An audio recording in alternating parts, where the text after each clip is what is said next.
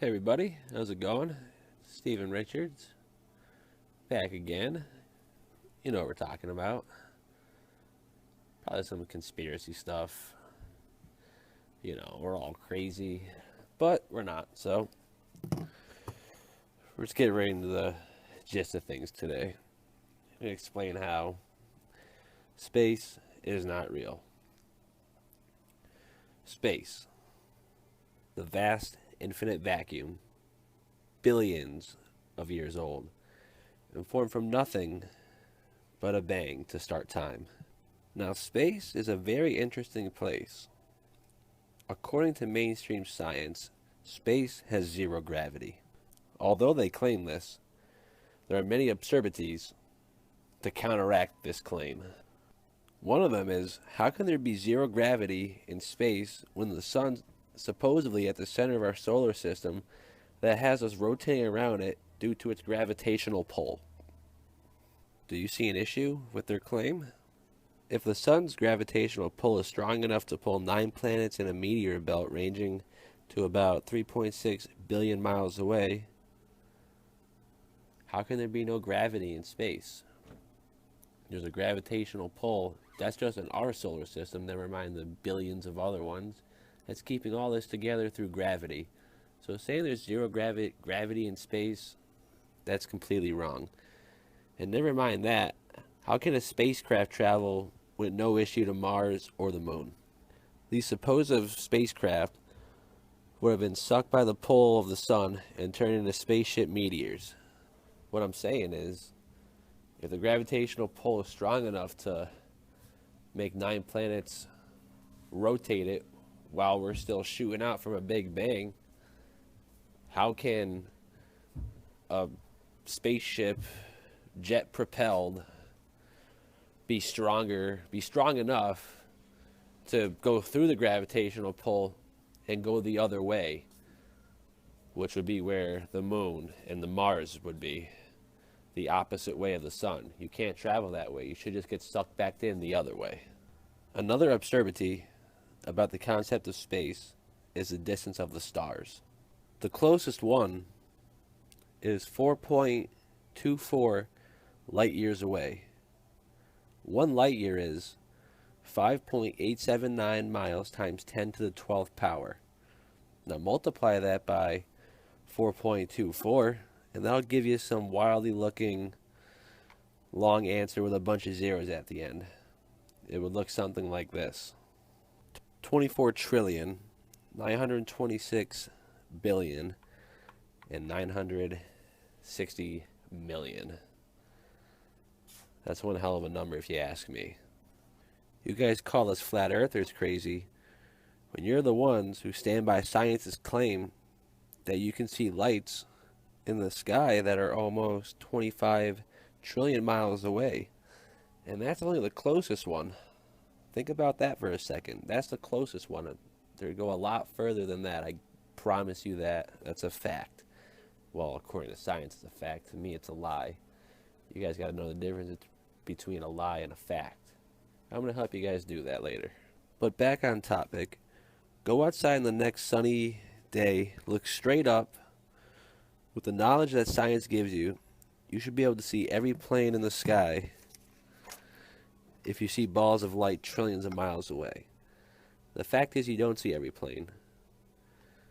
After a plane is about 6 miles up, you can't see it without the aid of a zoom lens. Perspective doesn't work like that. Your eyes don't work like that. Your eyes don't have zoom lens on them. How do you personally know these stars in the night sky are trillions of miles away? Have you been 4.24 light years away from Earth to confirm their claim? I don't think so. Once again, you think you know they are because it's what they taught you in science class. Or it's because the all-trustworthy NASA organization said so, because they got the image from the Hubble telescope. You have got to realize NASA has done nothing but lie to you from day one before you can make your choice between what is real and what is fake. Once you allow yourself to justify between what's reality and what's a lie, then and only then can you start to understand the lie that we live in daily. If you think I'm crazy, go outside on the next clear day, the next clear high pressure day, and once again look up. Not the planes you can't see, but the ones you can see. You're going to notice that some or most of these planes seem to have something spraying out of the back of the wing or just under the tail end. Yes, some of these will dissipate rather quick.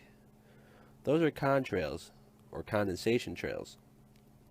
But some of these planes, usually military or unmarked, are spraying out white streaky clouds that do not dissipate but slowly expand into fake clouds. That's called geoengineering. Think I'm crazy? Just YouTube the word geoengineering and watch the first 3 documentaries.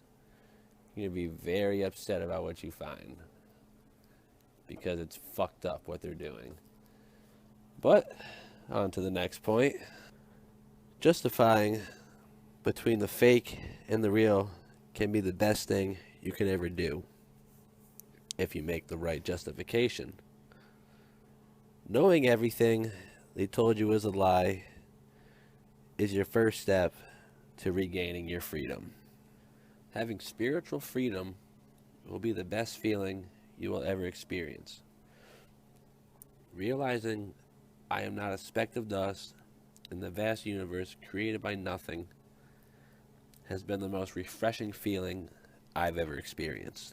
Knowing that NASA is a hoax machine, knowing space travel is impossible, and knowing you can't get to space, and that we've never been there and never will be, has opened a spiritual door in my life. Knowing I was put here for a reason, and that someone or something has created everything you see, breathe, and walk on, was probably the best discoveries I've ever made. Through this journey or experience, I have been brought back in touch with the Creator or God, or whatever you want to call it, even though I abandoned him by turning my back on him for science. Once you realize science is nothing but a God-repellent satanic order to make you further disconnected from your Creator, then you will start to live the life the way He who put us here has intended you to live it. You were not put here to pay taxes. You were not put here to be in debt. You were also not put here to kill other people.